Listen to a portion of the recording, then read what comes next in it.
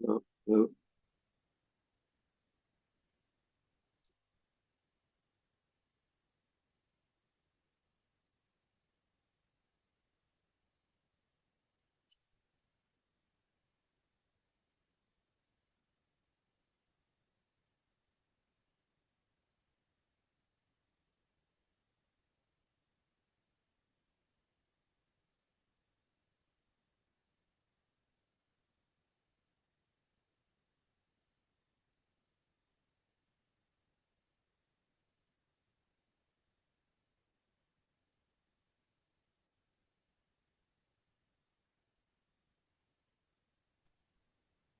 Kita akan mulai 2 menit lagi ya.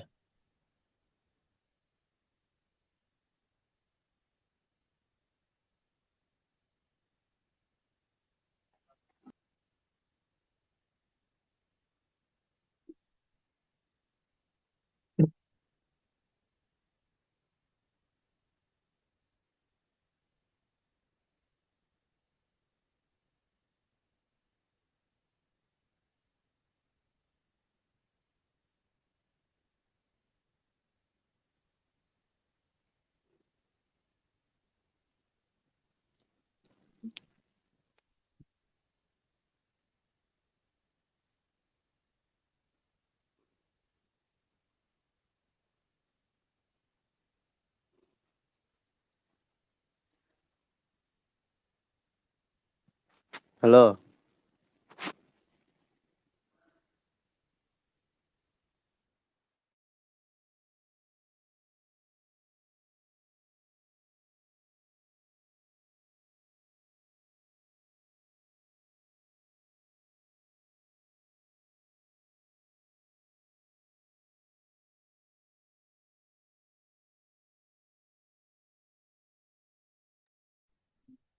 Oke, cek-cek dulu nih buat teman-teman semuanya ya.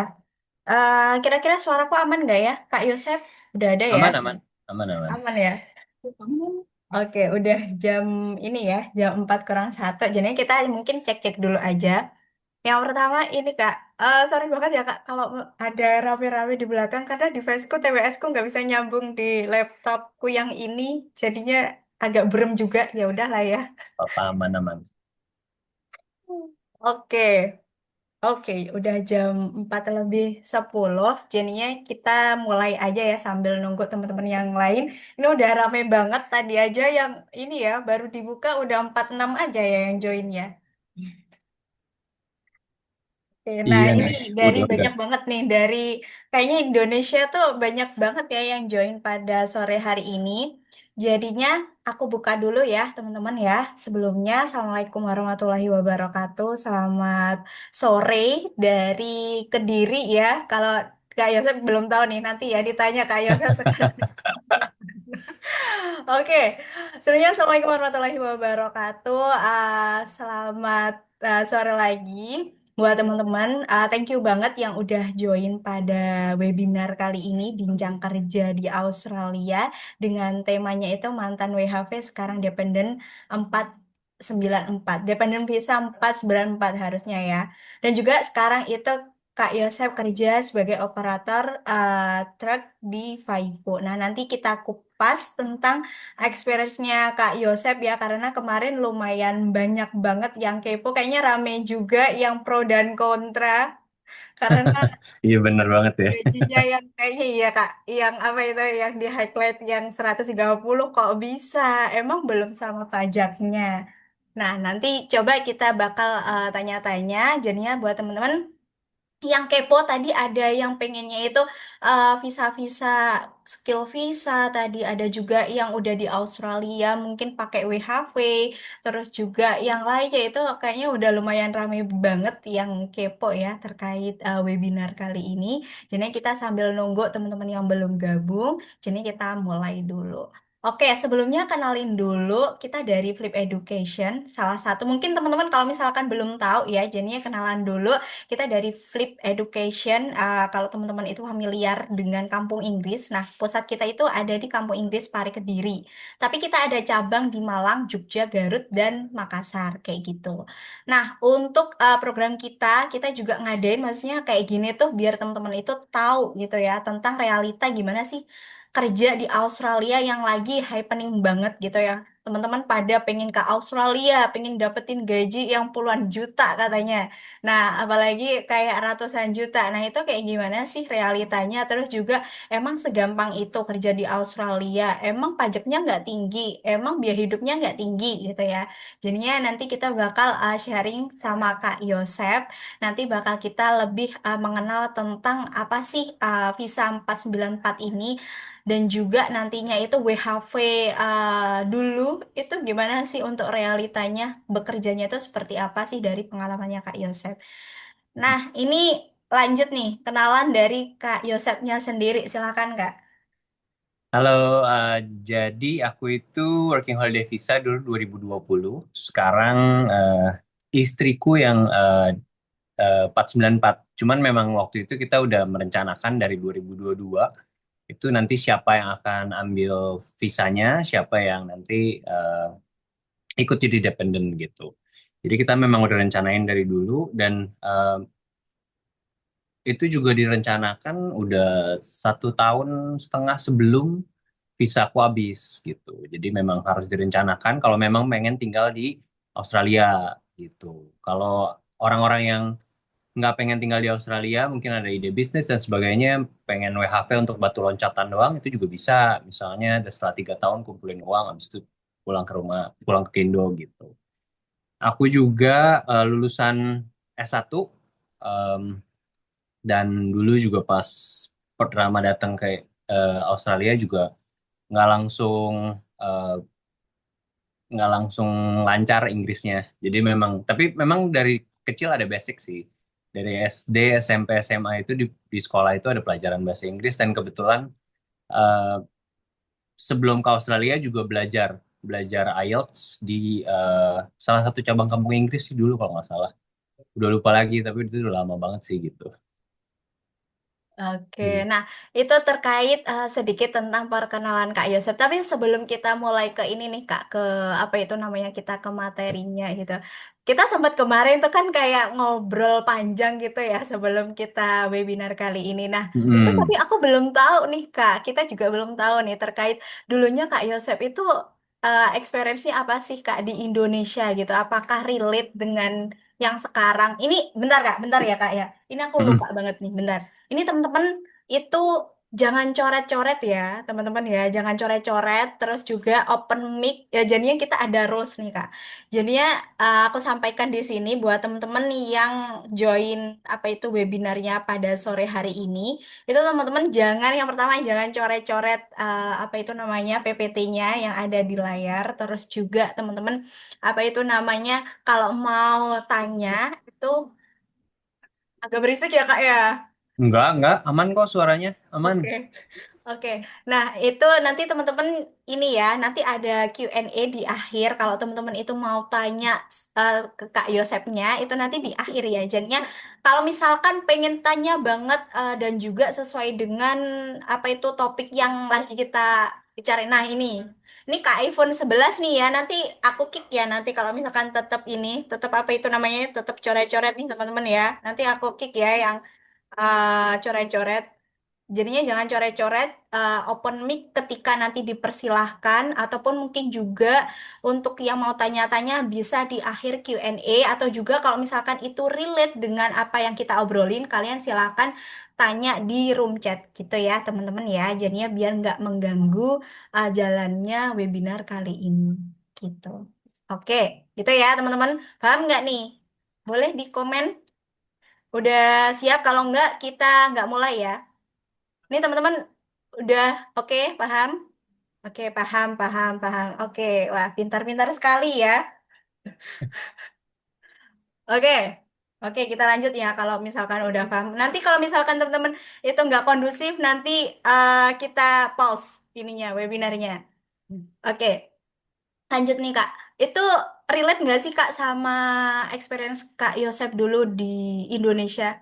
Oke, jadi dulu itu 2015 kan lulus kuliah. Nah, setelah itu eh, lulus kuliahnya juga business administration. Jadi em, kalau untuk pekerja kasar sebenarnya nggak relate.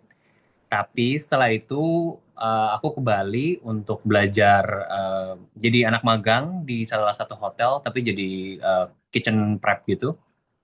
3 bulan, habis itu naik jadi full time. Habis itu ke kapal di US, habis itu pulang bisnis di Indo 2 tahun, habis itu baru pergi ke Australia. Jadi dibilang relate enggak, tapi dibilang nggak relate, relate juga sih gitu. Jadi memang tujuan akhirnya dari dulu dari setelah lulus itu memang kepikiran, aduh pengen ke Australia. Cuman waktu itu nggak tahu gimana caranya. Jadi saya ya, itu lebih ke cari dulu lah pengalamannya. Nanti kalau misalnya memang Tuhan berkehendak, ya nanti mungkin dibukakan jalannya dan memang dibukakan jalannya sekarang di Australia gitu. Oke, gitu ya, terkait untuk perjalanannya. Tapi ini nih Kak, apa itu namanya alasan Kak Yosep ke Australia tuh apa nih Kak? Kan dulunya itu di kapal gitu ya. Mungkin maksudnya apalagi di US gitu. Nah, itu alasannya kenapa nih Kak switch ke Australia? Karena menurut saya di Australia itu yang pertama gajinya salah satu yang paling gede, bukan yang paling gede ya, tapi yang salah satu paling besar di dunia. Itu yang pertama. Terus yang kedua, mereka punya Medicare. Sama kayak BPJS di Indonesia, cuman bedanya kalau di Australia itu semua orang itu pakai Medicare. Jadi mau ronsen, mau cek darah, itu semua gratis pakai Medicare. Jadi tinggal eh, pergi ke GP, minta surat rekomendasi, gratis. Terus yang ketiga, crime rate memang sih nggak begitu rendah ya. Cuman masalahnya kan kalau di US kan mereka boleh pegang pistol ya. Kalau di Australia kan nggak boleh, itu ilegal gitu. Jadi menurut aku lebih aman gitu. Oke, oke gitu ya. Jadinya memang nggak dipungkiri gaji di Australia Oh ini udah memang pasti ya. dari dulu memang menggiurkan ya Kak ya. Berarti dari 2020 Kak Yosep itu udah pakai WHV itu memang udah menggiurkan ya Kak ya. Ya dulu itu eh, gaji itu minimal 19 koma sekian. Kalau sekarang itu udah di 24 koma sekian gitu. Per jam ya, Oh per per jamnya. jamnya. Jadi memang udah naiknya lumayan gede. Oke gitu ya teman-teman. Hmm, Jadinya Kak Yosep ini itu WHV holder tahun 2020 gitu ya betul, Kak ya. Dan betul. itu lagi COVID ya Kak ya. Eh udah Betul, selesai ya? betul. Belum, justru Belum ya? belum mulai. Satu Oh bulan belum. setelahnya COVID. Jadi waktu itu memang agak ini. Nanti kan kita bakal cerita pengalaman saya waktu di WHV juga. Oke, oke, itu sekilas tentang perkenalannya Kak Yosep. Ini agak ada ini ya, belum dicantumkan. Nanti kita lengkapin buat nanti bisa di-share. Mm-mm. Oke, nah kita next nih ya Kak ya, terkait topik hari ini. Nah, topik hari ini itu mungkin yang bikin kepo juga teman-teman ya. Jadinya kita ada 5 topik. Yang pertama itu realita awal datang ke Australia dengan WHV. Tadi udah sempat di-spill juga. Terus juga strategi setelah WHV, opsi visa Mm-mm. apa aja. Terus juga mengenal visa 494. Nah, ini kayak kembarannya mungkin 482 tapi Betul. beda di ininya nanti dijelasin deh sama Kak Yosep. Terus juga ada cara masuk kerja dan gaji operator truk FIFO atau tambang. Kalau teman-teman itu lihat di flyer kita itu kemarin itu kan tambang. Terus juga yang kelima itu bangun side hustle jadi driver makanan freelance. Nah, nanti kita bahas tentang 5 topik ini ya, teman-teman ya. Oke, kita move yang pertama. Itu realita awal datang ke Australia dengan WHV itu gimana, Kak? Yang pertama itu gimana, Kak, ceritanya? Oke, jadi sebenarnya untuk awal datang itu saya bahas di culture shock dulu kali ya. Jadi pertama itu pas datang kan nggak tahu apa-apa tuh ya. Jadi naik taksi. Nah, waktu naik taksi itu diajak ngobrol sama drivernya. Dan di situ agak kaget karena benar-benar dari aksennya mereka tuh nggak bisa dimengerti gitu. Jadi kayak soalnya kalau di rumah gitu nonton film itu pasti pakainya bahasa Inggris gitu. Terus coba untuk nggak ada subtitle dulu sebelum pergi ke Australia untuk melatih diri gitu. Tapi pas udah ke Australia, pas ngobrol sama drivernya aja nggak ngerti gitu, kayak wah kayaknya berarti Inggris harus ditingkatin lagi gitu. Terus susah cari kerja lebih ke tergantung ke orangnya sih. Karena nggak semua orang bilang susah. Ada yang baru datang hari itu dapat kerja, ada yang 2 bulan nggak dapat kerja, bulan ketiga baru dapat kerja, ada juga. Itu jadi tergantung sama em, mau berbaur nggak sama orang dalam, istilahnya mau berbaur nggak pas ada orang Indonesia misalnya, mau nggak datang ke acara-acara orang Indonesia meskipun aduh orang baru nih kenal apa enggak, tapi tetap mau datang untuk memperkenalkan diri dan sebagainya. Terus yang kedua, sebar CV. Karena di Indonesia kan agak apa ya, agak aneh ya kalau misalnya dari kafe ke kafe gitu untuk sebar CV kan kayak kayaknya bukan culture kita banget gitu. Nah, kalau di sini di Australia itu memang banyak banget orang yang eh, resto ke resto, kafe ke kafe itu mereka masuk terus mereka nanya, is there any vacancies here? Habis itu dari situ banyak banget yang nolak. Dan tapi kadang kalau misalnya kita bisa bisa apa bisa menyampaikan udah simpen aja dulu CV-nya meskipun ditolak, itu kadang ada aja yang dapat gitu dari situ. Terus waktu itu juga dari Facebook itu ada di grup-grup Facebook itu juga bisa nyari di situ. Cuman memang kalau misalnya belum ada pengalaman biasanya memang lebih susah karena kan memang banyak saingan gitu. Terus waktu itu COVID, pas pas COVID itu em, pas COVID itu lebih ke mungkin banyak juga kali ya, banyak banyak apa beda tantangan, beda periode, beda tantangan. Kalau waktu itu yang pas aku COVID itu setelah 1 bulan semuanya tutup, jadi harus pergi ke farm. Kalau aku nggak cocok di farm karena aku ada asma dan fertilizernya kayak pupuknya itu masuk ke pas dihirap itu asma, jadi waktu itu cuma 1 bulan dan itu nggak kuat banget.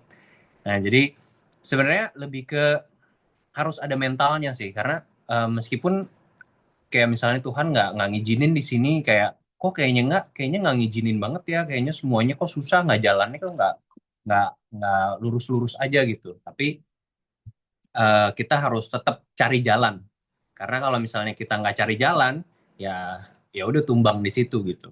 Jadi kalau mau ke Australia sebenarnya lebih ke nggak ada kata untuk gagal gitu, gitu sih. Oke, itu ya. Yang pertama jadinya culture shock ya Kak ya. Terus juga Mm-mm. apa itu apalagi COVID berarti harus banting setir untuk kerjanya itu kayak Di full farm tuh memang kan ya. petik ya, petik buah gitu. Tapi banyak kok orang yang suka. Justru waktu itu ada sampai satu orang kita bilang, udah lu pindah aja ke kota.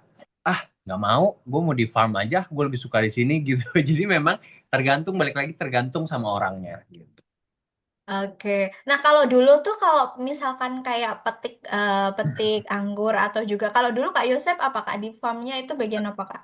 Saya orange picking, Oh, Mandarin gitu. o- oke. Nah, itu sistemnya piece rate Kak atau Iya, sistemnya bin. Jadi dia ada bin lumayan gede ya, segede segede mobil kali ya. Segede wow. mobil, bayarannya semobil. Tapi ada kok orang yang cepat banget. Jadi waktu kita pertama kali datang itu em, kita dikasih diskon rate istilahnya. Jadi satu bin yang harusnya $74 dikali dua sama mereka jadi $140. Ada yang ngumpulin sampai 4 bin ada juga gitu. Jadi dalam 1 hari kalau dihitung ngantongin $600, hampir 560 dolar 1 hari gitu. Wow. Lebih Itu gede daripada kerja di ini gitu. tapi itu cewek cowok Kak atau Dua-duanya rata di cowok? sini di Australia nggak mandang gender. Mau cewek mau cowok hajar. Tapi biasanya kalau cewek dikasih di packing Oh, gitu. oke. Tapi Cuman tetap ada juga. Mm. Oh, tetap harus cepet-cepetan juga ya Kak ya kalau Harus cepet di. juga ya, karena kalau misalnya nggak cepat, mereka nggak kasih jam lagi gitu. Jadi, Oke. oh besok kamu nggak usah datang ya gitu. Jadi nggak dikasih lagi. Karena kan bayarannya per jam. Kalau misalnya kerjanya lama ya otomatis mereka rugi gitu. Oke. Bentar ya Kak ya, bentar. Bentar ya Kak Siap-siap. ya.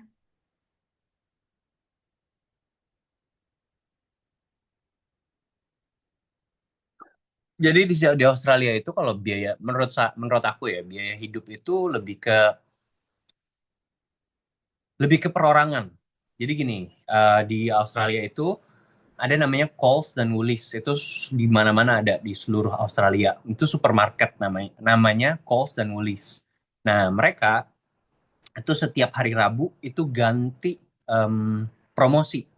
Jadi kalau aku sendiri kan kita sebagai warga Indonesia pasti makan nasi. Nah, jadi kalau misalnya di mereka gantian kan itu untuk diskonnya dan mereka tuh kadang diskon sampai 50%. Jadi kalau misalnya lagi diskon 50% ya stok beras gitu-gitu sih. Lebih ke gimana kita ngakalin uang kita tuh jalannya lebih jauh gitu. Meskipun dapat barang yang sama. Karena misalnya kayak beras di sini per 5 kilo $30. Tapi kalau lagi diskon setengah harga kan $15 lumayan gitu untuk 5 kilo gitu. Jadi ya harus ada trik-triknya gitu sih. Oke. Itu ya teman-teman ya. Terkait mungkin itu untuk biaya hidup ya Kak ya, Mm-mm, biar betul. lebih murah gitu. Oke, sorry banget ya guys. Ada ini. Aku di kos Kak Jania ini ada renovasi. Jania disuruh untuk ini beberes. Oke. Nah, kita move ke topik selanjutnya ya Kak ya. Mm-mm, Nah, ini lumayan banyak banget mungkin yang nantinya itu teman-teman ini ya, apa itu namanya kepo gimana sih strategi setelah WHV opsi visa apa aja. Nah, itu ada sebenarnya ini ada 4 poin, tapi mungkin kalau dari Kak Yosep ada tambahan lagi, mungkin nanti bisa disampaikan gitu. Nah, yang mm-mm, pertama itu apa nih Kak? Kalau misalkan buat teman-teman setelah WHV. Nah, WHV itu kan syaratnya itu kan 18 sampai 30 tahun ya, Kak ya. Dari betul. dulu sama ya, Kak ya. Betul, sama-sama. Syaratnya selalu sama. Nah, terus juga pendidikannya itu harus udah minimal udah selesai semester 4. Terus juga yang lainnya. Nah, itu maksudnya dua itu yang pertama banget teman-teman itu lihat gitu. Apalagi kan usia itu nggak bisa di apa ya namanya, nggak bisa di apa-apain ya kalau misalkan udah lewat. Nah, ini untuk yang kita ngebahas WHV setelah WHV dulu nih. Tapi kalau misalkan di sini ada teman-teman yang usianya itu di atas 30 tahun, mungkin nanti ada tips and trick dari Kak Yosepnya sendiri, nanti bakal kita bahas di akhir ya. Jadinya kita fokusnya itu yang ada di topik ini dulu aja. Nah, itu dari Kak Yosep gimana Kak? Untuk strategi setelah WHV. Kalau setelah WHV itu memang sih ini yang di poin ini em, udah tepat sih menurut aku ya.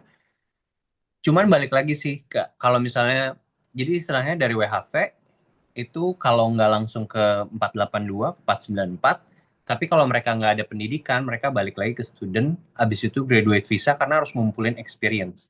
Setelah itu baru masuk ke 482 dan 494 gitu sih.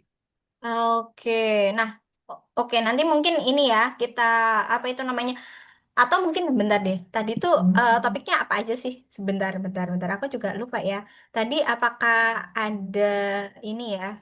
Oh iya, untuk 494 nanti diceritain sama Kak Yosef di poin ketiga. Nah, berarti ini ya kayak urutannya tadi WHV, terus juga ke student visa, terus nantinya itu bisa ke skill Graduate visa. engagement visa atau graduate visa dulu Kak. Graduate visa dulu karena di sini setelah student itu dapat graduate visa. Kalau misalnya studentnya 2 tahun, itu dapat graduate visa selama 1,5 tahun. Nah, tapi itu maksimal umurnya 35. Di sini itu maksimal umur adalah maksimal 1 hari sebelum berganti ke 36. Jadi misalnya ulang tahun tanggal 2 Januari. Jadi kalau tanggal 2 Januari itu umur 36 misalnya. Jadi tanggal 1 Januari kalau misalnya mau apply itu masih bisa untuk persyaratan umur 35 gitu. Jadi jangan pikir, oh aku udah 35 tahun ini, jadi nggak bisa, bukan gitu ya. Oke, gitu ya. Sama kayak WHV ya, sama kayak WHV. Jadi WHV itu bisa dari 30 sampai 355 hari itu masih masih dalam 30 dari umur 30 gitu. Jadi kalau belum nyentuh 31 itu masih bisa apply. Oke, berarti ini ya Kak ya, kalau student visa nih Kak, spill dikit nih Kak. Apa itu namanya? Berarti kalau WHV itu kayak nabung buat student visa gitu ya Kak ya? Betul, betul banget. Nah, jadi kalau misalnya dari WHV itu kalian kan lumayan tuh dapat duit mungkin kalau pribadi itu mungkin di 200 sampai 300 per tahun kira-kira waktu itu nabungnya. Tapi ya ya ngirit ya, ngirit dan nyari barang juga nggak asal ngambil, tapi lihat harga gitu. Nah, ke student visa itu karena di student visa itu kan kalian nggak bisa ngumpulin gaji. Maksudnya karena eh, kalian itu cuma bisa 24 jam. Jadi dari student visa itu kalian em, kerja sama student itu sekitar 2 tahun. Itu kalau orang-orang yang untuk banting setir. Kalau misalnya dari pertamanya akuntansi, terus habis itu mau eh, disponsor misalnya di cafe jadi kitchen, itu baru student visa. Tapi kalau misalnya kalian dari hospitality, kalian mau disponsor hospitality lagi ya itu bisa nggak usah skill visa, nggak usah student gitu. Oke, oke. Ini terkait student visa. Jadinya Kak, mungkin nih ya Kak ya. Ini biar lebih mudahnya kalau teman-teman itu punya partner atau maksudnya itu pasangan gitu ya. Jadinya mungkin student visa itu kan bisa dependent visa juga ya Kak ya. Betul, betul, betul. Nah, jadinya nanti pasangan kalian itu student visa, nanti kaliannya itu kerja. Biar maksudnya itu menyokong gitu ya Kak ya. Biar Ya, cuman kalau di Australia itu eh, orang yang nempel, jadi dependent, itu semua persyarat re- restrictionnya sama. Jadi misalnya student visa berarti misalnya aku student visa, istri aku ikut dependent. Istri aku juga harus 24 jam kerjanya, nggak boleh lebih dari 24 jam gitu. Jadi kita oh gitu sama-sama, Kak. iya betul. Oke. Berarti cuma 24 jam kerja. Tapi ini ya Kak ya, maksudnya nggak diharuskan untuk student juga kan Kak? Oh enggak. Jadi kalau misalnya kan kalau kayak graduate visa itu kan itu unlimited terserah kerjanya mau berapa jam gitu. Tapi pokoknya kalau student graduate 482 494 itu bisa bawa keluarga, bisa bawa istri, bisa bawa anak, semua bisa dibawa gitu. WHV tapi nggak bisa. Oke, WHV nggak bisa ya teman-teman ya. Mm-mm. Jadinya kecuali WHV itu nggak bisa.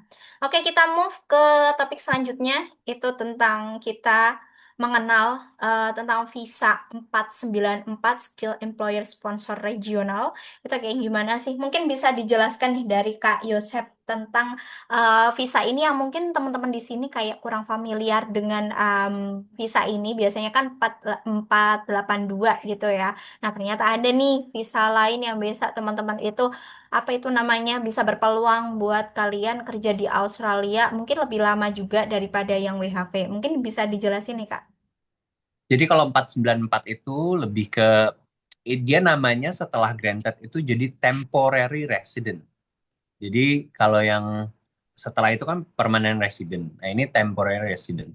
Jadi 494 itu kita udah mirip sama kayak resident. Jadi kita udah ada Medicare. Medicare kita langsung dapat. Waktu 494 kita langsung dapat Medicare. Terus tax juga kita dapat advantage dari yang 0 ke 18.000 itu pajaknya nol. Jadi kita nggak bayar pajak dari dari dolar 0 sampai 18.000 itu kita nggak bayar pajak. Karena setiap visa itu beda teksnya. Jadi working holiday visa sama temporary resident sama permanent resident itu beda gitu teksnya. Oke, itu Terus, terkait pajak ya, Kak ya? betul.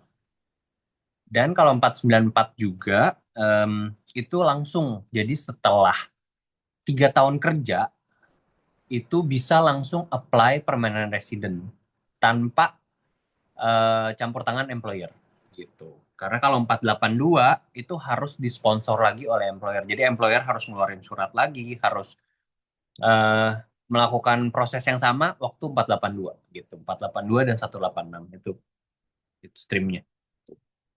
Tapi 494 itu harus di regional. Jadi harus di tempat yang agak agak kampung ya kalau kita bilang ya gitu.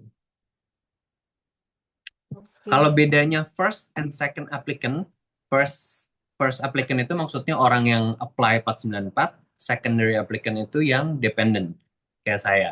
Itu semuanya sama, semua restrictionnya, semua peraturannya sama. Kayak misalnya harus tinggal di bagian di Queensland, bukan di Queensland aja, tapi bagian misalnya kalau di biar gampang gitu ya di Indonesia misalnya.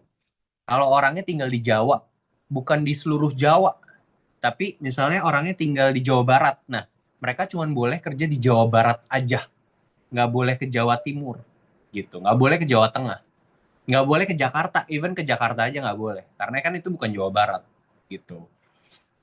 Nah, tapi kalau first applicant itu nggak boleh kerja dimanapun. Kecuali tempat yang nggak sponsorin dia. Jadi misalnya disponsor sama sama Flip Education misalnya. Jadi harus kerja di Flip Education aja, nggak boleh kerja di tempat lain. Tapi kalau dependent, secondary applicant, itu bisa kerja di mana aja. Mau kerja di tempat lain boleh. Mau kerja di tempat yang sama juga boleh kalau memang mereka butuh. Gitu.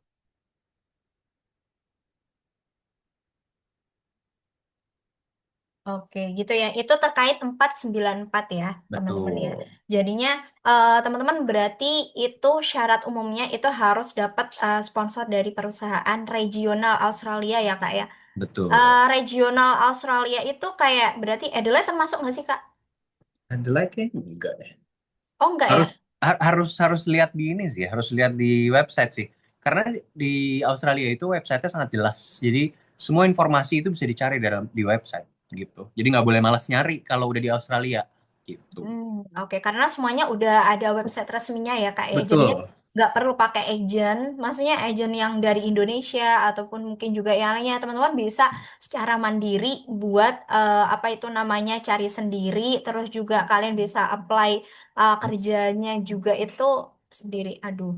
betul. Karena ada temen dia apply PR dari non PR dari working holiday visa, dia apply PR sendiri dan dia granted, nggak pakai agent sama sekali gitu. Jadi kalau kalian mau cari infonya, info apa aja karena semuanya lengkap itu kalian bisa gitu. Jadi nggak perlu keluarin buat agent fee gitu. Oke, nah ini terkait untuk visa 494.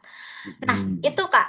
Nah, ini ada ini ya, jadinya sponsor perusahaan regional Australia berarti sama ya, teman-teman harus ada perusahaan tadi yang udah dijelasin juga sama Kak Yosep, itu harus ada ada perusahaan yang mensponsori kalian buat kerja di Australia. Terus juga skillnya itu harus sesuai dengan SOL juga ya Kak ya. betul betul. Skillnya harus sesuai dengan eh, pekerjaan yang mereka butuhkan di Australia. Misalnya yang istilahnya yang shortage, jadi yang nggak belum banyak, bukan belum banyak ya, lebih ke banyak eh, perusahaan yang kekurangan pekerjaan itu gitu. Oke, oke, oke.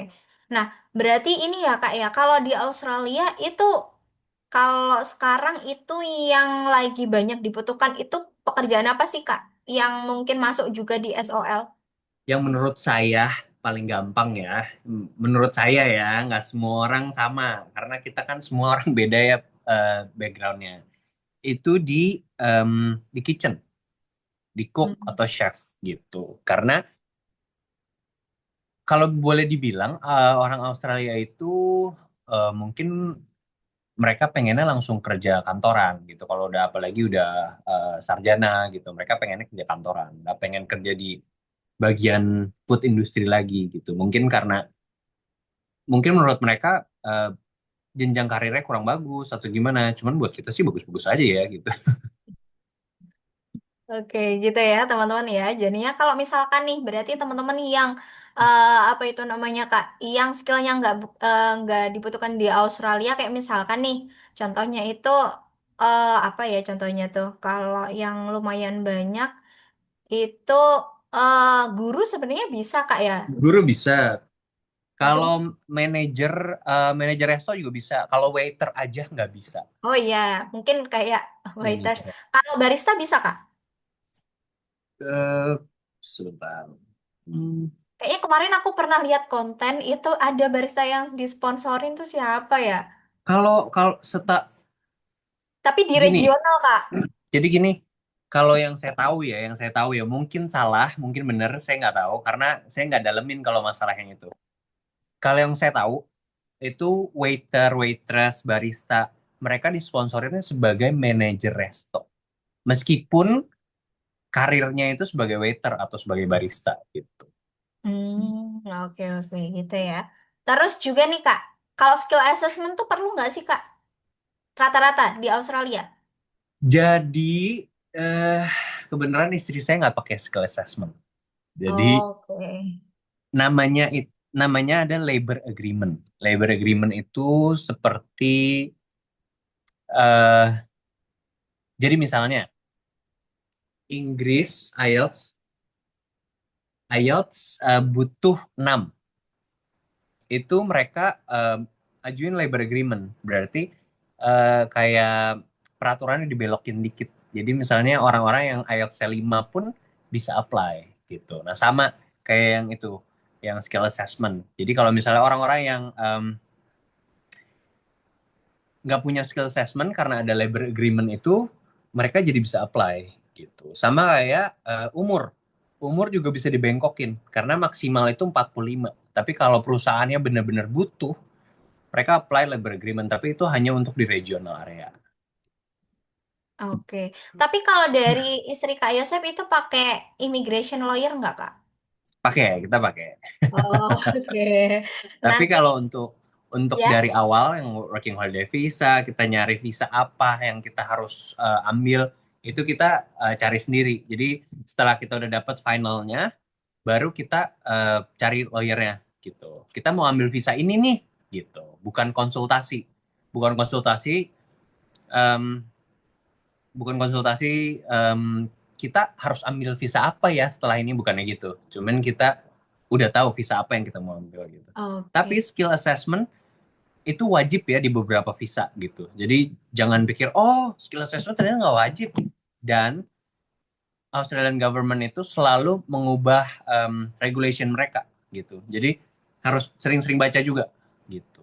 Oke. Nah, ini nih Kak, tadi kan Kak Yosep mention terus istri saya gitu ya. Iya, Itu kalau sekarang kerjaan istri Kakak itu berarti apa tuh Kak?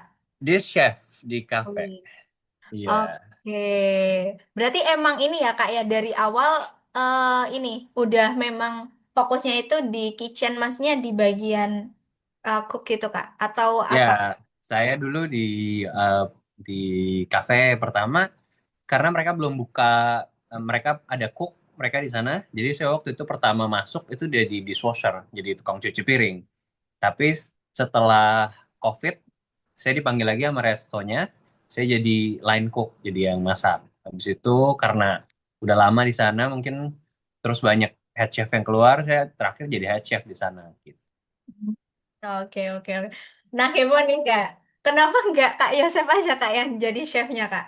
Karena istri saya udah ada, dia ada 3 cookery. Oh, Jadi udah sejalan, jadi nggak perlu ambil student lagi, nggak perlu apa lagi gitu. oke. Berarti ini Kak, dulunya kuliah di Indonesia atau di Australia Kak? Istri saya Cookery. kuliah di Indonesia, di Enhai. Iya, Oke. D3 cookery. Oh, berarti udah ada experience juga ya Kak ya sebelumnya ya Kak? Udah, karena kan WHV, Working Holiday Visa itu, oh sama satu lagi, experience itu dihitung setelah punya sertifikat yang sama. Misalnya, sudah sertifikat 4 kan kalau di Australia kan namanya sertifikat 4 ya. Sertifikat 4 cookery. Nah, misalnya bulan Juni baru punya, nah itu setelah bulan Juni baru dihitung experience-nya. Jadi Experience sebelum-sebelumnya itu nggak dihitung Hmm. gitu. Berarti kalau misalkan nih Kak, itu kan minimal pengalaman 1 tahun. Itu kan Ya, rata-rata betul. ada mungkin beberapa teman-teman di sini ada tuh yang kayak welder atau mekanik gitu ya Kak ya.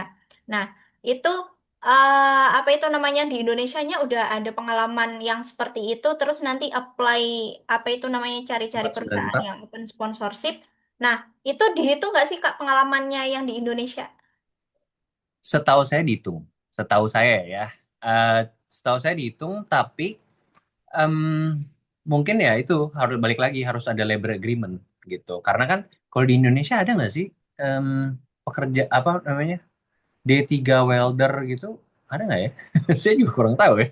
Kayaknya lebih ke pelatihan sih Kak, yang Ya, ini kemarin kalau dari Flip sendiri itu kan kita ada kolaborasi sama pelatihan welding gitu ya Kak ya. Nah itu ya. sama apa itu namanya sama perusahaan bukan perusahaan, ada lembaga untuk ambil sertifikat 3. Nah maksudnya di ini Oh, di apa itu pelatihannya ini itu diajak kolaborasi untuk bisa tuh ngadain sertifikat 3 gitu di Indonesia. Nah oke. itu mungkin hampir mirip gitu kah Kak? Betul, betul. Tapi kalau misalnya di sini itu di Australia itu ada namanya RPL. RPL itu penyetaraan sertifikat. Jadi misalnya di Indonesia cuma belajar ABC, di Australia harus belajar ABCD. Berarti kan D-nya kurang tuh. Nah, itu nanti yang harus dipelajarin sama orang Indonesia gitu. Untuk penyetaraan sertifikat. Karena di Australia lumayan ketat untuk kayak safety gitu-gitunya. Gitu sih. Oke, nah ini panjang banget nanti ini aja ya di akhir aja deh ya kita move lagi buat bahas topiknya. Nah ini benefit dependent visa nih Kak 494 dari Kak Yosep sendiri apa nih yang dirasakan dependent visa? Hmm, Kalau dependent sih sama ya kayak istilahnya dapat visa gratis kali ya. Jadi lebih ke kalau kita udah ada kesepakatan sih waktu itu kayak misalnya saya aja nantilah yang kerja lebih panjang lebih banyak nanti cari karena kan nanti juga mungkin istri saya nanti mau punya anak mau hamil gitu kan nggak bisa nggak bisa terus kerja gitu. Nah mungkin harus ada cuti 1 tahun 2 tahun waktu punya anak gitu. Jadi saya pikir udah saya aja yang bikin em, apa ya progres dari pekerjaan gitu biar nggak stagnan di situ aja terus gitu karena kalau misalnya memang disponsor kan nggak boleh pindah kerja dan nggak boleh cari-cari tempat kerja lain gitu. Oke, nah itu nih Kak, kalau misalkan tadi ngomongin, maksudnya kan pasti dalam rumah tangga mungkin ya pasangan suami istri itu ada Mm-mm.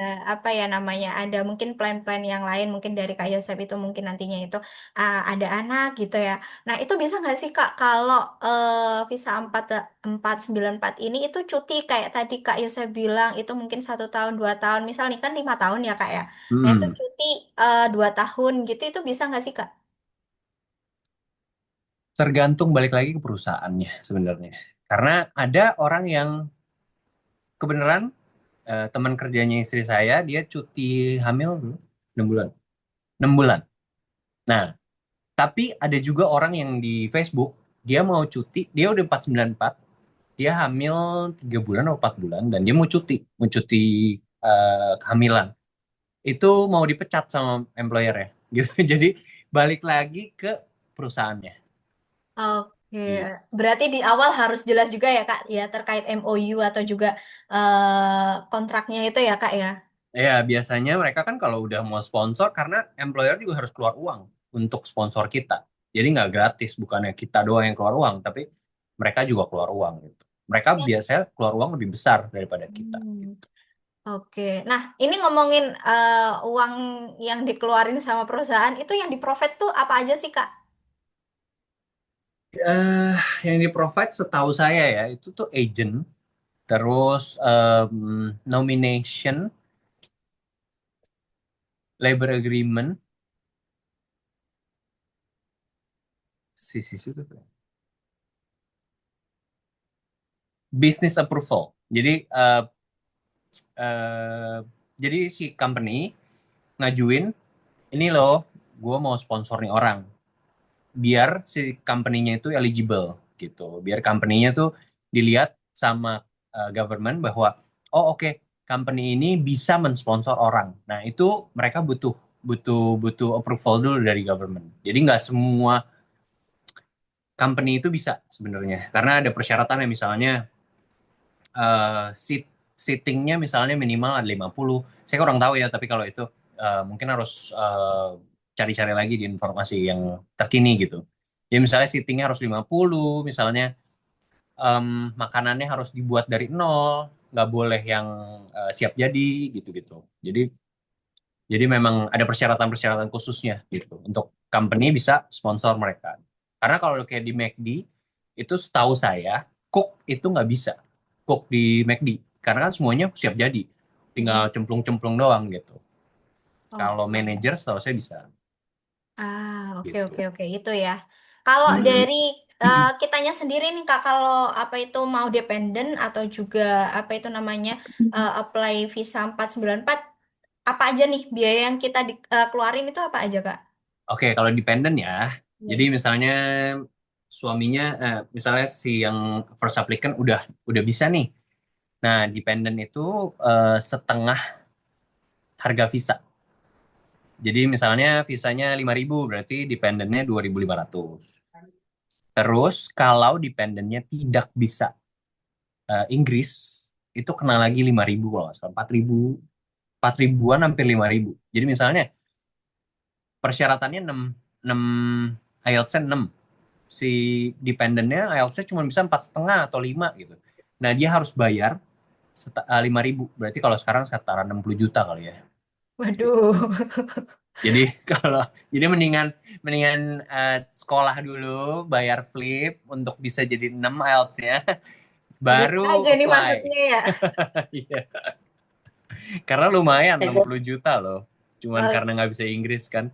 Gitu. Oke, nah itu ya. Nanti terkait untuk biaya, mungkin kalau biaya-biaya terkait visa 494 atau mungkin juga detailnya nanti kita bahas di ini ya kayak di mentoring aja ya Kak ya. Boleh, Karena boleh, ini boleh. lumayan banyak banget gitu. Dan menarik juga kan guys. Jadinya Iya. kan ini pokoknya harus stay. Nah ini kita lanjut nih Kak ke cara masuk kerja dan gaji operator truk FIFO. Nah itu gimana Kak?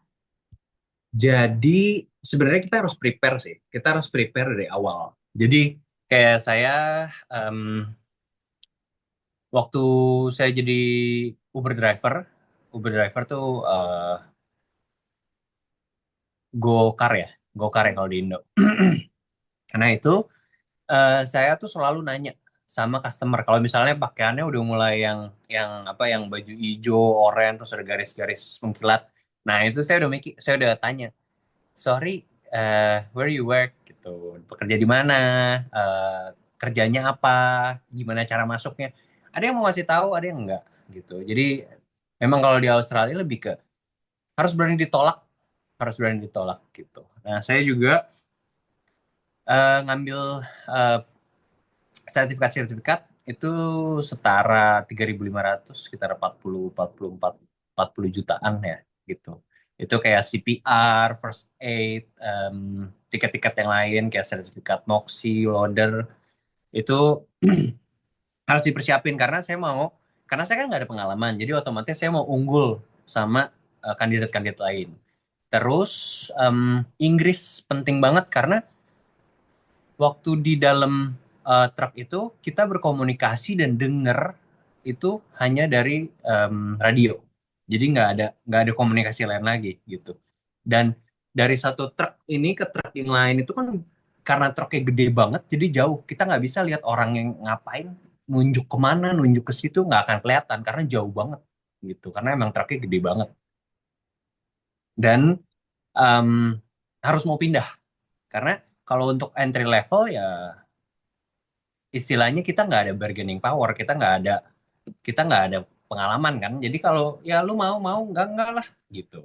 Company juga kan nggak butuh orang nggak punya experience kok gitu. Kan kita yang butuh. Jadi kita yang harus em, mau mau pindah ke regional tersebut gitu. Karena mereka kan butuhnya misalnya dibayarnya flightnya dari kota tertentu, tapi kita tinggal di mana gitu. Misalnya kita tinggal di Sydney, tapi mereka mau bayarin flightnya dari Melbourne, ya kita harus pindah gitu. Atau enggak mungkin ke kota yang lebih kecil lagi yang kita nggak tahu, kita baru pernah dengar namanya gitu. Oh. Dan harus apply kemana aja, literally kemana aja. Semua saya waktu itu kalau nggak salah 7-8 bulan saya nunggunya. Saya apply terus. Apply tiap hari, lihat job gitu. Jadi ya memang harus ada usaha juga sih. Berarti emang tujuannya FIFO ya Kak ya? Iya, tujuannya waktu saya masuk itu bukan FIFO. Waktu saya masuk itu drive in, drive out. Jadi saya harus pindah ke tempat itu, benar-benar pindah, bawa semua barang, bawa mobil ke sana karena harus tinggal di situ, harus punya alamat di situ dan harus tinggal di situ gitu. Jadi ya mau nggak mau saya ya harus perjuangan gitu. Ya long distance ya nggak apa-apa, tapi kan nantinya dapat pengalaman gitu. Oke, berarti emang LDM ya Kak? Berarti LDM Kak? Dulu, dulu, Oh dulu. sekarang udah enggak. Oke, nah ini berarti harus mau pindah. Sertifikatnya tadi apa aja Kak? Berarti kalau mau ke FIFO, apalagi operator truk, itu harus ambil apa aja Kak? Kalau saya ambil G189, CPR, first aid, tiket itu Moxie, loader, water card, terus oh sama saya ganti driver license-nya dari mobil jadi heavy rigid. Heavy rigid tuh yang eh, ada pick-up-nya di belakang tapi yang gede. Bukan bukan bukan yang tergandeng ya, tapi yang satu satu satu doang gitu. Dan itu gede banget ya Kak ya? Truknya nggak gitu gede sih kalau yang untuk HR itu. Kalau untuk yang saya kalau yang untuk di miningnya itu gede banget gitu. Oke, nah itu ya teman-teman ya. Mungkin kebayang nanti jadinya itu kalau kalian itu di Australia. Tapi ini ya Kak ya, itu nggak bisa disponsorin ya Kak ya, operator truk. Itu bisa nggak sih Kak? Setahu saya sih nggak bisa ya, saya nggak tahu. Karena gini, jadi kita itu di Australia itu karena infonya kan banyak banget ya, dan kayak di em, occupation list Australia untuk yang bisa disponsor aja itu ada ribuan. Jadi nggak mungkin kita satu orang gitu, apalagi bukan agent itu kita tahu semuanya kayak, oh kadang agent pun mereka mesti nyari, oh sebentar ya kita cari dulu gitu, karena nggak bisa di luar kepala gitu. Gitu. Oke. Jadi yang saya tahu ya cuman itu yang pernah istri saya itu ya adalah ya chef gitu. Oke. Nah, terkait nih Kak, spill gaji karena kan itu kemarin ini ya, kayak apa ya, rame banget ya terkait eh, gaji segitu, apalagi kayak mungkin ini deh, ini nanti apa itu namanya di spill gajinya untuk yang di FIFO, tapi nanti untuk mungkin lebih rinciannya nanti kita di mentoring nanti ya Kak ya, mungkin habis Boleh, boleh. perjalanan ya. Tapi mungkin ini nih Kak, kalau di FIFO-nya aja itu berapa sih Kak? Saya itu eh, kan kerjanya 1 week on, 1 week off. Ya. Jadi saya kerja itu cuma 1 minggu. Dalam 1 minggu saya kerja itu di 5.711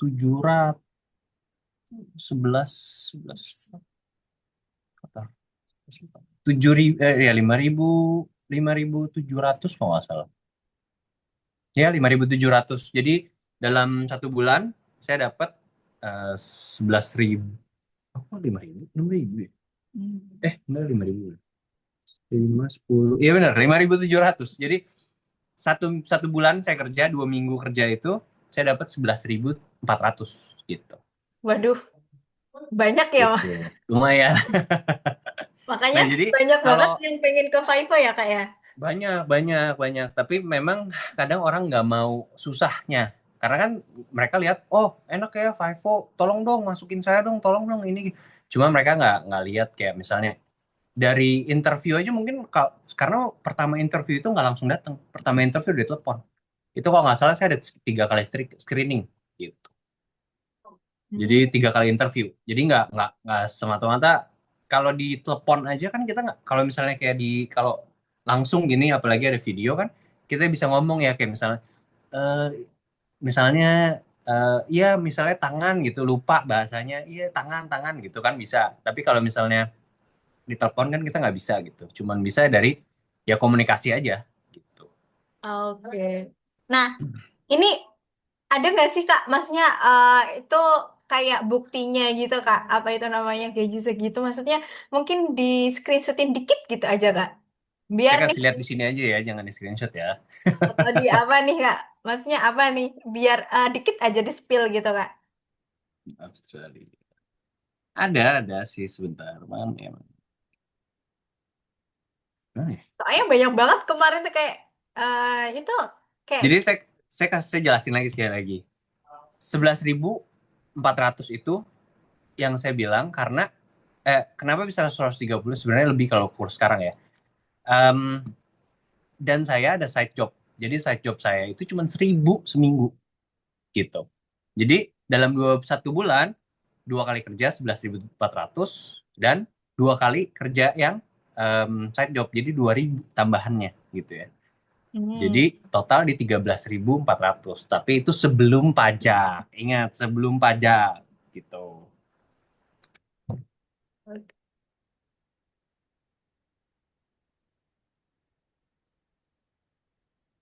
Nih ya teman-teman ya, jadinya yang kepo kemarin tuh kayak nggak percaya itu gajinya Kak Yosef itu, jadinya di Australia tuh jelas banget rinciannya gitu loh. Apa sih namanya? Jelas banget. Jelas banget. Apa sih Kak namanya itu? Kayak bukan aplikasi, aplikasi bukan sih Kak? Mereka kirim email. Oh iya, Pre-tax earning ya. Kelihatan nggak? Kelihatan kelihatan nggak nggak pre-tax teman-teman ya? earning? Oh bentar, gini gini gini. 11.000 berapa ini? Soal 385 tuh. Oh ini. Oke. Kelihatan nggak? Oh kelihatan kelihatan kelihatan. Ya, Oke, udah ya teman-teman gitu. ya. Ini 187 saksinya ya. Jadi bukan yang jadi kalau orang-orang bilang saya kerja udah 80 jam nggak bisa segitu ya memang nggak bisa. Saya juga dulu kerja 80 jam satu minggu gitu. Jadi nggak dapet segitu juga. Kalau istilahnya kerja kerja ngecer kali ya, kerja kerja di bagian industri yang kayak hospitality gitu ya, agak susah, agak berat segitu gitu. Oke, gitu ya, teman-teman ya. Jadinya ini sudah terjawab ya tadi. Mungkin ini kayak apa ya namanya? Teman-teman keponya itu pasti di situnya sih pasti ya. Oke. Nah Saya ini lebih ke saya sih gimana lebih Kak? ke ini sih, lebih ke saya kadang kalau di apa Instagram atau di TikTok gitu saya nggak kasih lihat karena saya bukan mau flexing tapi saya mau kasih tahu oh ini tuh possible loh untuk orang Indonesia gitu. Jadi jangan jangan melimit diri sendiri untuk oh gua mah paling segini lah gitu. Jangan limit segitu karena bisa lebih lagi dari itu gitu. Oke. Nah, ini ada pertanyaan lagi nih ya. Biaya hidup berapa? Tapi nanti deh di mentoring aja karena ini udah jam 5 lebih 5 Iya juga. iya Kita siap. belum Q&A dan juga belum selesai nih topiknya. Jadinya kita selesaiin dulu. Nah, ini lanjut nih Kak. Bangun side hustle jadi driver makanan freelance. Aku nggak tahu ya ini driver Kak Yosep ini ininya apa ya, side jobnya itu driver makanan aja atau Makanan aja. oh driver makanan aja. Sebelumnya saya jadi Uber driver orang, tapi saya Hmm. kurang suka. Jadi saya kan namanya juga side hustle ya, udah yang suka-suka aja gitu. Jadi Uber driver makanan gitu. Oke. Nah, itu sama ini ya Kak ya dishwasher ya. Ini belum tercantum nih Ya, dishwasher. di swasta saya itu tetap cuci piring gitu. Jadi ya gajinya ya kalau misalnya hitungannya ya kalau saya di main itu saya gaji bisa sampai sampai 800 sehari gitu. Karena per jamnya itu 61. Tapi kalau saya lagi cuci piring eh ya gajinya 30 gitu.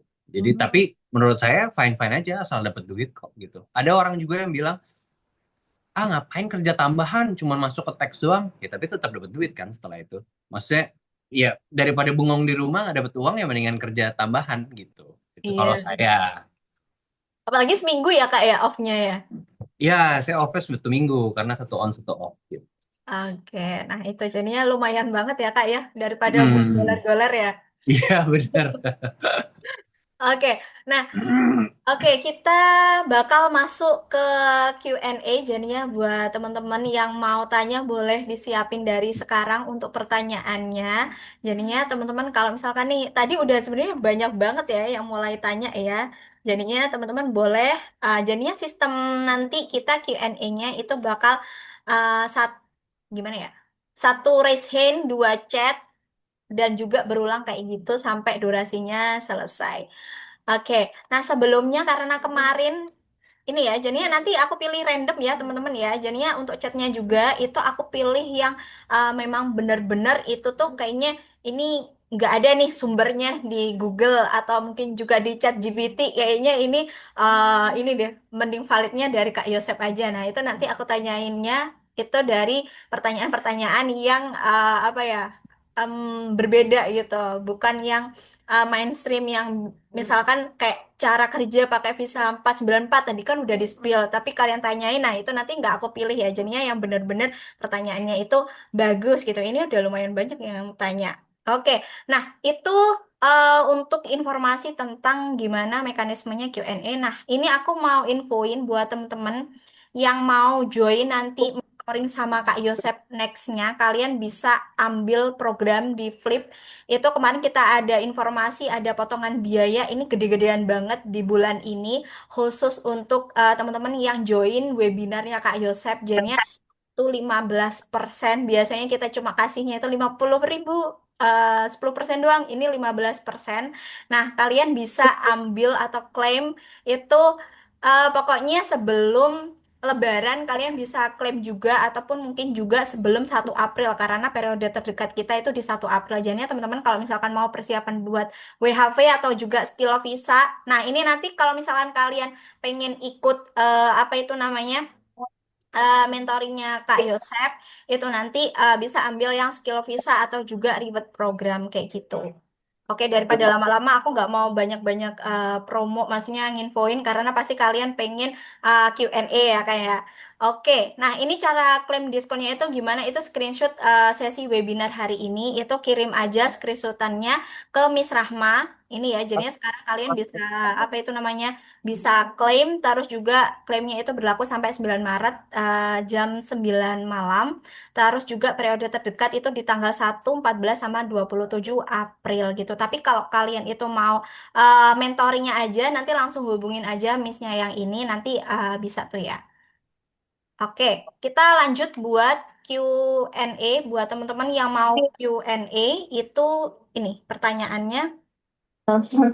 Mata kamu nggak punya pilihan. Oh, bentar ya. Ini siapa nih? Yang ini. Oke, udah ya, jangan rame-rame ya teman-teman ya. Ini aku pilih dulu yang raise hand dulu deh. Boleh ya Kak ya? Atau Kak Hmm, Yosep yang mau milih nih, yang raise hand. jangan Kak Nur aja. Oke, yang raise hand, bentar. Aku lihat dulu. Yang ini ya guys, yang apa itu namanya, yang on cam ya. Aku pilihnya yang on cam deh. Jadinya Kak Ahmad JR dulu. Silakan Kak Ahmad.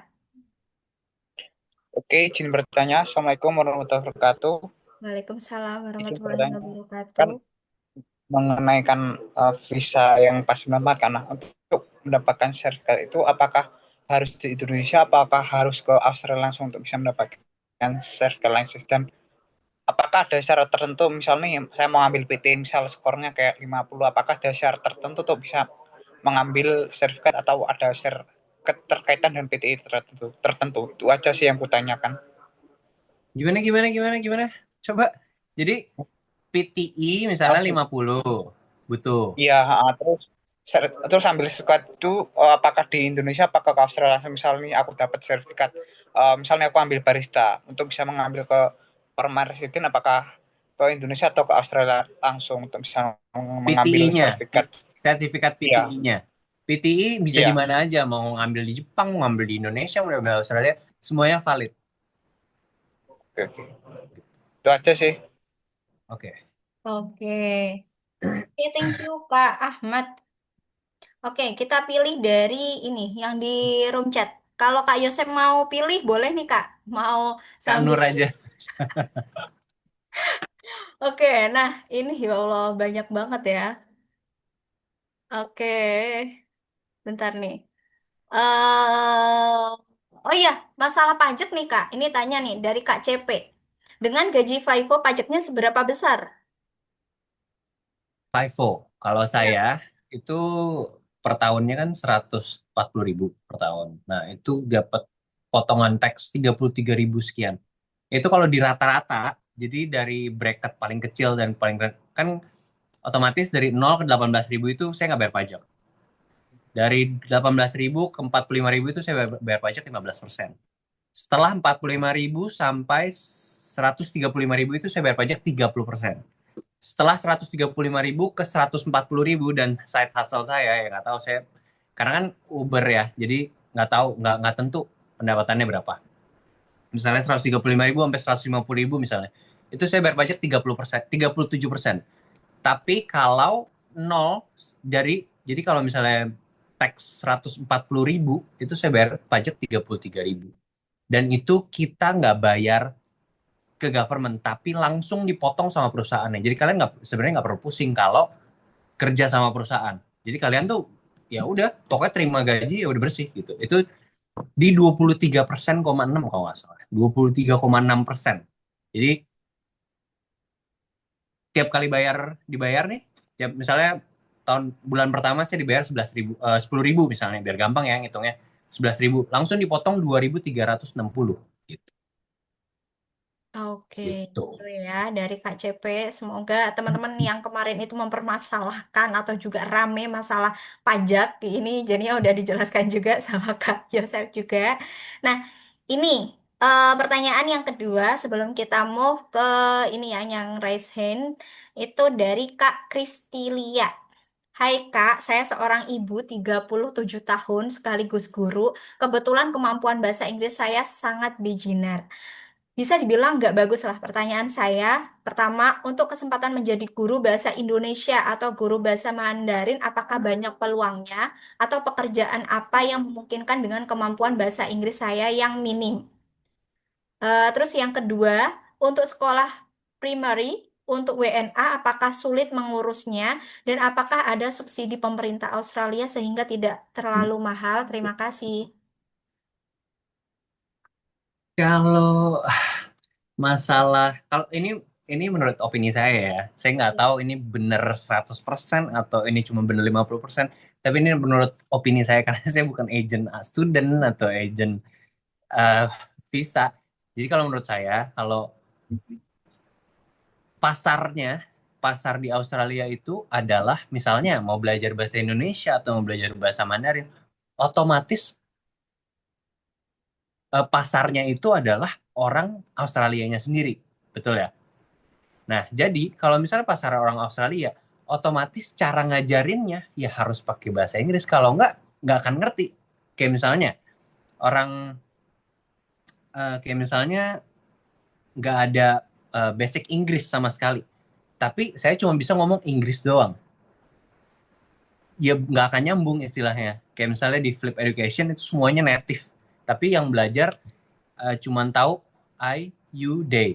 Dah, that's it. Terus gimana cara ngajarinnya gitu sih. Itu menurut saya. Dan kalau misalnya subsidi itu setahu saya ada. Setahu saya ada. Karena di Australia itu apalagi setahu saya yang government punya itu tuh ada. Tapi memang harus dicari. Biasanya di Indonesia setahu saya sih ada agentnya kayak untuk beasiswa dan sebagainya itu biasanya ada. Oke, gitu ya. Semoga membantu dari Kak Kristi. Tadi udah ya.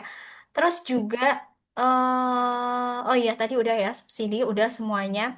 Tapi ini nih Kak, kalau misalkan nih mungkin biar membantu pertanyaannya buat teman-teman yang mungkin cewek juga di sini yang usianya itu udah di atas 30, mungkin di atas 35 apalagi, itu peluangnya di Australia itu apa nih Kak?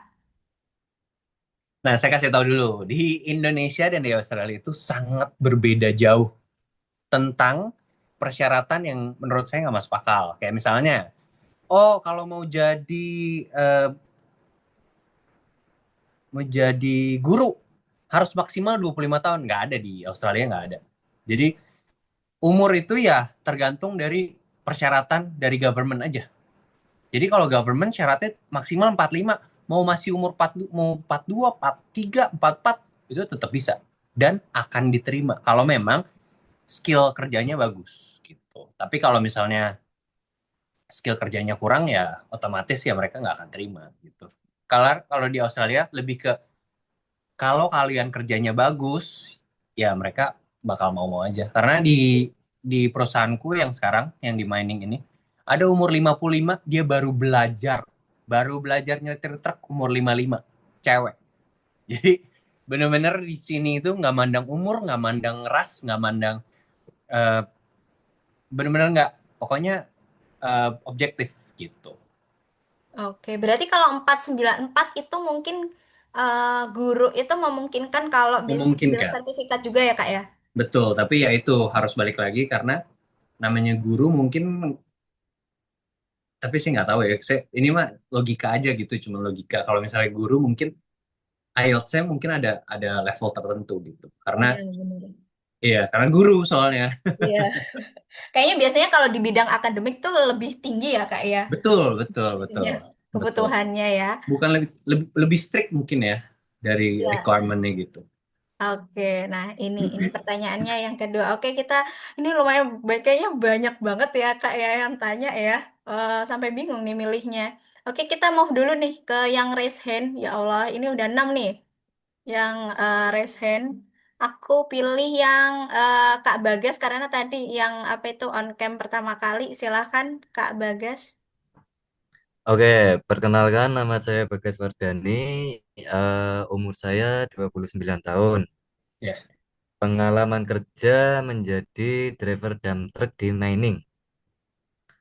Oke. Yang menjadi pertanyaan saya, kalau saya ingin ke Australia dengan bekerja sebagai driver dump truck di mining juga, ambil visa WHV tapi umur saya udah 29 tahun, yang which is kan kalau WHV kan maksimal 30 tahun. Betul. Apakah berarti cuma 1 tahun saya bisa di sana, atau ambil skill visa? Tapi untuk skill visa sendiri setelah saya cari tahu, untuk skill drum truck ini nggak eligible untuk dapat sponsorship karena yang di sponsorship itu mekanik sama welder. Nah itu gimana Kak? Betul.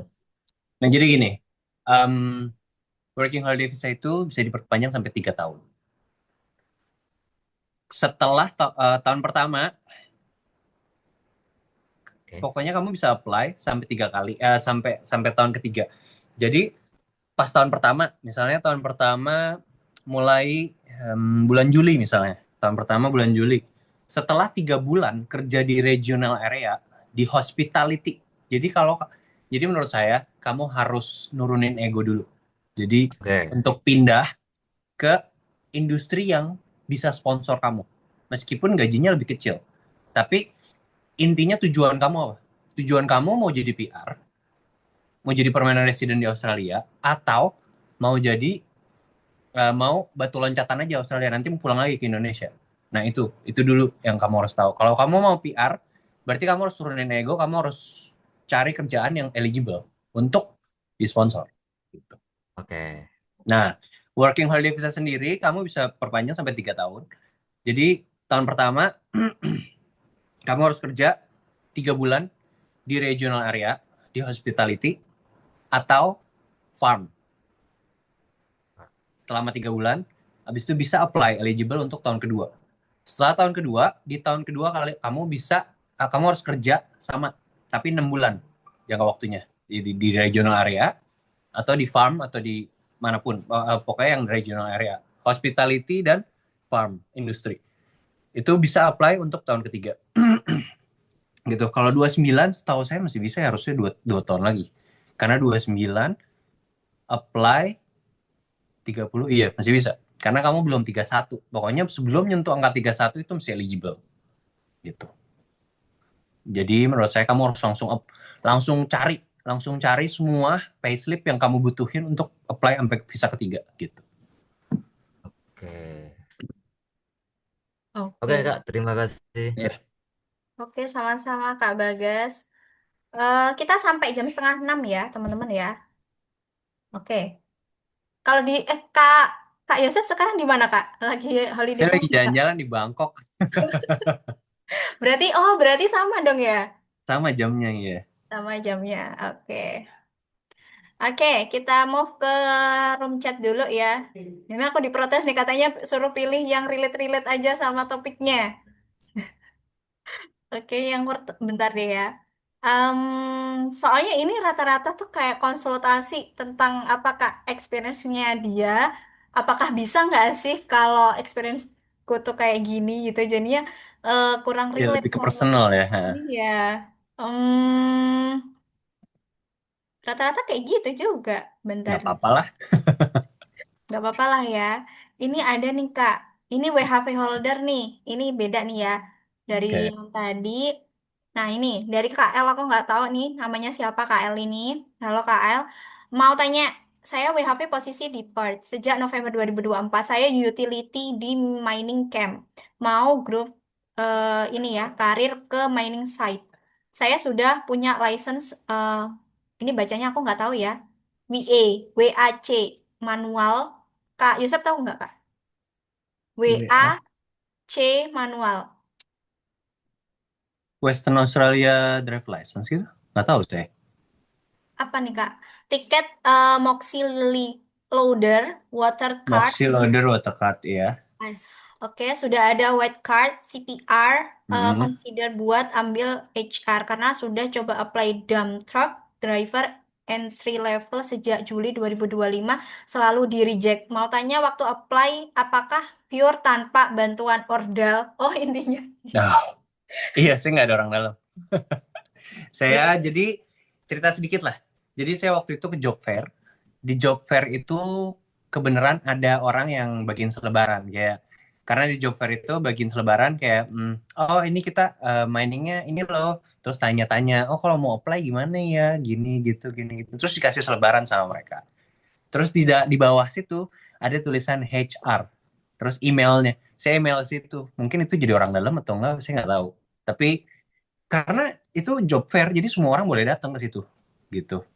Kebenaran saya salah satu orang, kayak salah satu orang luar deh. Karena semua sisanya anak SMA yang datang ke situ. Jadi pas saya datang tuh saya pertama, aduh masuk nggak ya semua anak SMA ada bus-bus. Tahu kan kayak bus-bus pariwisata gitu. Nah, tapi isinya anak-anak SMA masuk semua ke situ. Jadi saya waktu itu ke sana, saya minta selebarannya gitu. Nah, dari situ saya masuk gitu. Itu setelah 7-8 bulan mungkin ya. Saya lamar terus 7-8 bulan dari internet, dari dari mana-mana gitu. Jadi lebih ke eh, cari aja dimanapun masukin. Mau ada job fair, mau ada misalnya tanya jawab atau apapun atau kalau bisa kalau saya lebih ke tanya orang yang udah jadi dump trucknya, dump truck driver, tanya ke dia gimana cara gue ini, barangkali dia supervisornya, barangkali dia ngasih nomor supervisor kita nggak tahu gitu, jadi jangan malu nanya. Nah, oke, gitu ya, teman-teman ya. Jadinya itu salah satu tips dari Kak Yosep biar tembus nih, teman-teman tanpa jalur ordal gitu ya. Karena kan ternyata banyak banget yang ini ya Kak ya, jalur ordal itu penting di Australia ternyata. Ya di mana aja sih sebenarnya, di mana aja, karena kan mereka mau cari orang yang lebih ke apa ya, punya attitude ya kan. Kalau orang yang nggak punya attitude kan orang juga malas nge apa nge sponsor apa ya, ngerekomendasiin gitu. Betul. Nah, ini Kak Edi Bali nih ya, Kak Rohmat Edi Bali. Saya tanya Kak, ini salah satu alumni yang WHV sih Kak. Kakaknya on cam dulu Kak, nanti kita panggil juga biar kalau mau tanya ya. Oke. Nah, ini ada nih pertanyaan yang mungkin secara general ini satu terus kita mau ke ini ya, apa itu namanya raise hand. Itu Kak mau tanya saya ada pengalaman kerja di dairy farm 3 tahun di Jepang. Untuk visa 494 apakah bisa ngelamar dari Indonesia? Apakah payslip dibutuhkan? Kalau misalkan dari Indonesia bisa Kak? Bisa kalau ada sponsor. Balik lagi, perusahaannya mau sponsorin nggak? gitu. Mereka kurang orang nggak gitu. Jadi harus cari perusahaannya. Memang ngelamar dari Indonesia. Jadi ngelamar dari Indonesia, minta sponsor sama mereka gitu. Dan payslip harus karena mereka butuh government-nya butuh proof. Jadi misalnya, oh saya udah kerja 3 tahun nih. Nah mana? Kok kamu kerja 3 tahun tapi payslip-nya cuma 1,5 tahun misalnya. 1,5 tahun lagi hilang. Ya berarti 1,5 tahunnya lagi ya kamu nggak di itu nggak dimasukin gitu. Oke, gitu ya nih dari Kak Fitri tadi ya kayaknya ya namanya ya. Oke, kita move ke Kak Fenri Zu. Gak tahu nih bacanya gimana, silakan Kak. Ini yang terakhir ya teman-teman ya, sebelum Ya, kita akhirin. halo, perkenalkan nama saya Fendri. Kak mau nanya dong tentang FIFO. Buat entry level, itu pekerjaannya apa aja ya? Kira-kira kayak forklift driver itu ada nggak ya buat di FIFO? Terima kasih. Kalau forklift driver menurut saya lebih ke mekanik. Kalau untuk entry level sendiri itu kalau mau masuk ke mekanik itu lebih ke apprentice. Tapi kalau untuk entry level yang lain sebagai operator ya jadi paling yang truck driver sih gitu. Oh, truck driver ya. Truck driver. Um, Yang saya tahu oh, gitu. Oke. Ada lagi nggak nih Kak Fenri? Ada titipan kah? Pertanyaan titipan kok. Ini celingak-celingak ke depan. ya masih ada nih Kak. 2 menit lagi Ayo, nih kita. 2 menit lagi nih ya. Kak Edwin dulu deh, Kak Edwin dulu. Kak Kak Edwin Edwin mau ada. nanya. Ya, halo Kak. Halo. Salam kenal Kak. Aku juga di mining. Kak, di perusahaan apa Kak? Di Darwin ya, Vivonya? Pertanyaannya apa? Pertanyaannya, perusahaannya di kerjaan apa? Kan swingnya kan berarti 86 ya? 86 atau 77? Apanya? Shiftnya Swing. 77 ya?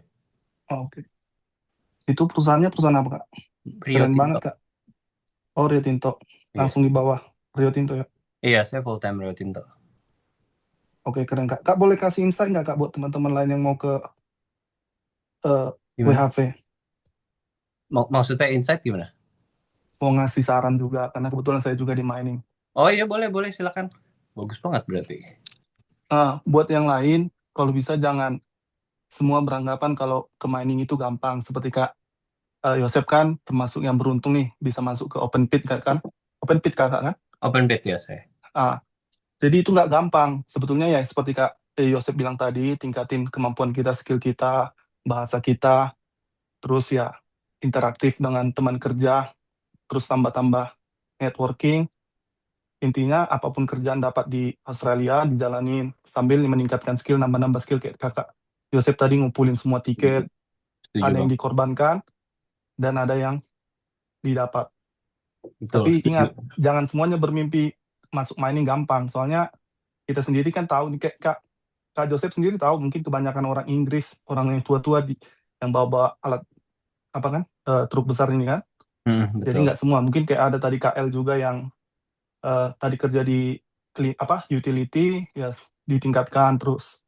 Itulah buat yang belum, yang masih mencoba, semangat. Buat Kak Joseph tetap semangat. Terima kasih sudah berbagi dengan yang lainnya. Oh, terima kasih. Kamu semangat juga, pasti bisa. Sama-sama Kak. Terima kasih. Oke. Oke, sama-sama ini ya, pejuang di Australia ya berarti ya ini, teman-teman Kak Edwin. Bagus nih masukannya. Oke, ini tambahan insight buat teman-teman semuanya. Karena udah jam 5:30, karena teman-teman pasti ada yang mau ini ya, persiapan buat buka puasa mungkin ya. Sebelumnya kita ucapkan selamat berpuasa buat yang menjalankan ibadah puasa. Karena sebentar lagi mungkin juga ini waktunya udah maghrib, terus kita juga udah hampir 1,5 jam menemani teman-teman buat ngabuburit pada sore hari ini. Jadinya kita ini ya, cukupkan apa itu namanya webinar pada sore hari ini. Terima kasih banget buat Kak Yosep dan juga teman-teman yang udah hadir pada webinar kali ini. Tapi sebelum ini ya, sebelum kita tutup, ada nggak sih dari Kak Yosep, maksudnya ada insight mungkin kalau dari Kak Edwin tadi ada, tapi kalau yang dari Kak Yosep ada nggak sih untuk teman-teman yang pejuang ke Australia sendiri itu ada nggak sih dari Kak Yosep? Silakan nih Kak. Menurut saya ke Australia itu nggak seindah kelihatannya ya. Maksudnya orang bilang di Australia gaji gede karena mereka kan banyak orang yang nggak mau ngasih lihat. Kayak misalnya orang yang flexing itu mereka nggak mau ngasih lihat perjuangannya kayak gimana. Mau ngeruk tanah, mau kita jadi tukang cuci piring kita ngais-ngais sampah itu nggak dikasih lihat. Jadi kalau misalnya mau ke Australia itu harus bener-bener memang ya mau kerja apa aja ya kerja aja gitu. Jangan karena ada ego, oh gue dulu di Indonesia misalnya jadi supervisor gaji 25 juta, ngapain gue ngeruk tanah gitu. Ya kalau mau ke Australia ya harus mulai, istilahnya kita di negara orang kita harus mulai dari bawah. Dan kalau misalnya working holiday kuotanya nggak dapet, ya berarti memang Tuhan belum berkehendak. Coba lagi tahun depan. Karena kesempatan itu ya datangnya mungkin pas kita lagi nggak siap gitu. Jadi harus selalu siap untuk ngambil kesempatan itu sih menurut saya gitu. Oke, nah oke, terima kasih nih Kak Yosef atas insight-nya dan juga pokoknya teman-teman pikirkan baik-baik juga karena di Australia itu nggak semudah yang dibayangkan di konten karena pasti konten itu yang diliatin maksudnya itu pasti yang baik-baiknya, Iya yang benar. yang buruknya pasti kayak ya ada pasti, tapi rata-rata konten itu pasti yang dimunculin tuh yang indah-indah gitu ya. Jadinya dipertimbangin dan juga teman-teman bisa ikutin maksudnya kayak webinar kayak gini jadinya bisa lihat experience-nya dari Kak Yosep, contohnya kayak juga OBHV holder yang lain, mungkin juga next-nya mungkin Kak Edwin mungkin ya yang mau share ke teman-temannya kayak gitu. Jadinya harus banget difikirkan dan juga dipersiapkan dengan matang. Nah, tadi yang tanya ada recordingannya itu nanti ada ya teman-teman, nanti kita share di grup. Dan juga nih, oke, sama-sama buat teman-teman yang udah mengucapkan terima kasih ya buat teman-teman. Nah, jangan lupa di follow akunnya Kak Yosep ataupun mungkin juga nantinya itu kalian bikin story terus tag kita berdua nanti kita bakal repost juga nanti boleh banget jadinya nanti biar meramaikan ngabuburit pada sore hari ini ataupun mungkin juga buat teman-teman yang persiapan buat kerja ke Australia dan juga nextnya kita bakal ada ya Kak ya mentoring bareng Kak Yosep kalau mau daftar dari sekarang boleh banget meskipun kalian mungkin apa itu namanya nanti diinfokan deh di grup aja ya, karena udah jam setengah 6 juga, biar teman-teman bisa ada prepare buat buka puasa. Oke, terima kasih Kak Yosep. Kalau misalkan ada salah dari akunya, ataupun mungkin juga tadi ada trouble device dan lain sebagainya, sorry banget. Dan juga terima kasih sekali lagi buat teman-teman yang udah join pada sore hari ini. Tadi udah aku ini ya, apa itu screenshot buat ininya, dokumentasinya tadi teman-teman. Jadinya nanti bisa kita posting nanti di sosmed kita. Oke, terima kasih sekali lagi buat Kak Yosep dan juga teman-teman. Aku tutup kali ini ya, teman-teman ya. Assalamualaikum warahmatullahi wabarakatuh. See you teman-teman semuanya. Oke, terima kasih ya. Terima kasih juga Kak Yosep.